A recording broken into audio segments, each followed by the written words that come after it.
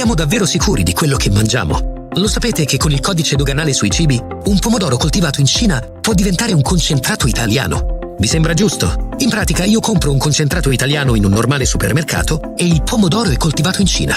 Ma è assurdo! Cosa c'è di italiano?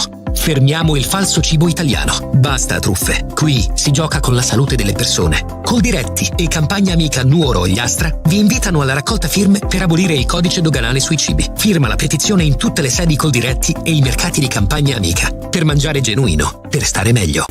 Elegante, dallo stile moderno, dalle 6 del mattino, pronto ad iniziare insieme a te. Caffè Noir Cocktail Bar. Momento caffè, momento aperitivo. È sempre questione di un momento. Caffè Noir Cocktail Bar. E quando il momento ti prende per la gola, la gelateria artigianale ti soddisfa con i gusti ricercati, la cremosità e la vera frutta fresca locale. E il dopo cena? Beh, è Caffè Noir Cocktail Bar. Il tuo momento. Via Monsignor Virgilio 10 a Tortolì. Allora, per prima cosa facciamo questo shampoo purificante. Ora andremo a rilassare il capello con una bella maschera rivitalizzante. E per finire, messa in piega, inondiamo di profumo. Ma certo, abbiamo pensato anche a te. Amy Beauty Air presenta la nuova linea dedicata ai tuoi amici a quattro zampe. Shampoo e balsamo per un effetto davvero wow. Acquistali da Amy Beauty Air, via Macomer 1 dietro Banca Intesa a Tortolì. 0782 62 36 84.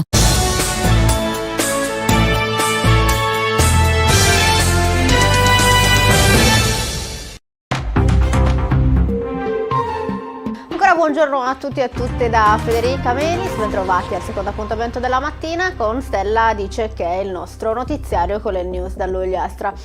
Partiamo oggi con la cronaca brutta di disavventura per due carabinieri della radiomobile di Iersu che sono rimasti coinvolti la notte tra sabato e domenica in un brutto incidente stradale mentre portavano avanti un servizio perlustrativo nel territorio. Erano circa le 2 di notte. I militari si erano fermati a soccorrere un automobilista in panne lungo l'orientale sarda tra Barisardo e Cardedo quando un'autovettura, per cause da chiarire, è piombata sulla loro gazzella.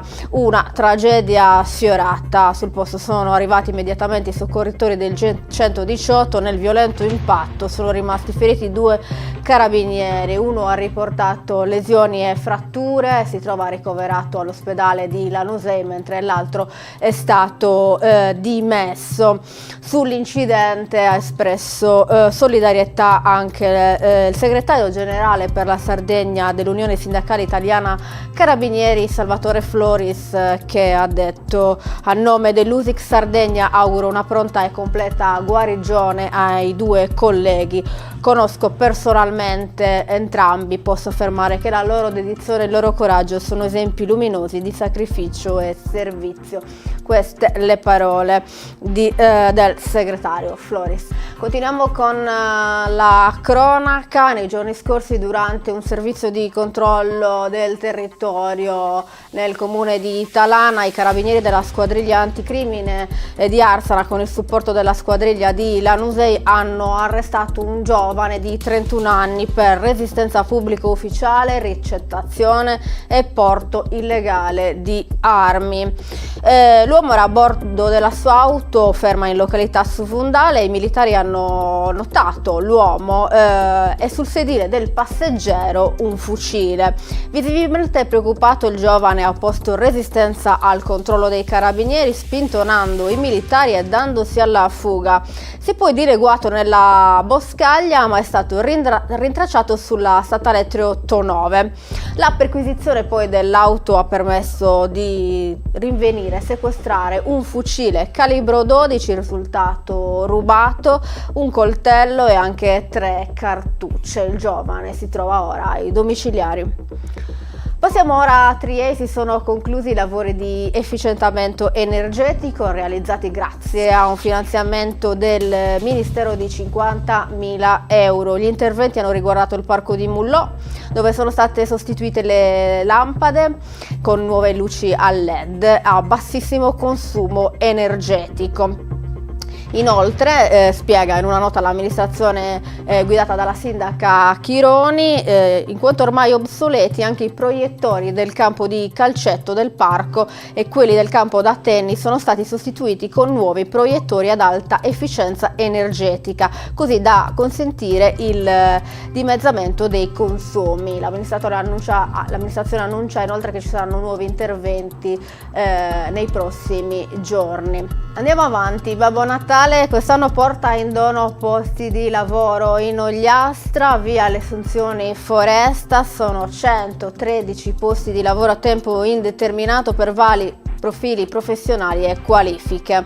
Sul sito dell'Agenzia Sarda per il Lavoro è stato pubblicato l'avviso di selezione appunto presso l'Agenzia Forestas. Ci sono diversi posti di lavoro nei 23 comuni per un totale di 113 assunzioni. Gli interessati in possesso dei requisiti possono fare domanda online dal 10 al 16 dicembre. Le figure richieste sono operai forestali qualificati alla motosega, conduttori di mezzi pesanti e camion, operai per il movimento terra, muratori, attrezzisti, falegnami e meccanici. Tra i requisiti anche lo stato di disoccupazione, la disponibilità immediata al lavoro e l'iscrizione al centro per l'impiego.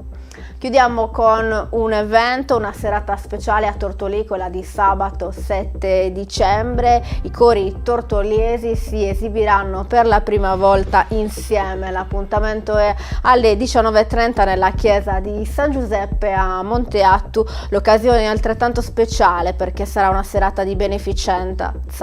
Ad aprire il concerto il coro di San Giuseppe, seguirà il coro di Bella Vista, poi Sant'Anna, Arbatax, Stella Maris.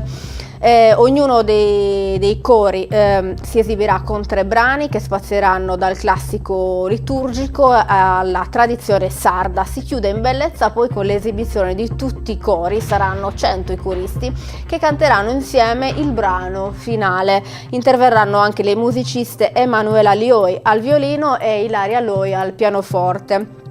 L'evento è patrocinato dal comune e dalla Proloco Rocce Rosse. Si tratta di un evento di beneficenza, quindi è importante partecipare. Con questa notizia chiudiamo il notiziario di oggi. Vi do appuntamento come sempre a domani 9:30 circa con la nostra rassegna stampa. Grazie per averci seguito e grazie alla regia di Roberta Loi. A domani.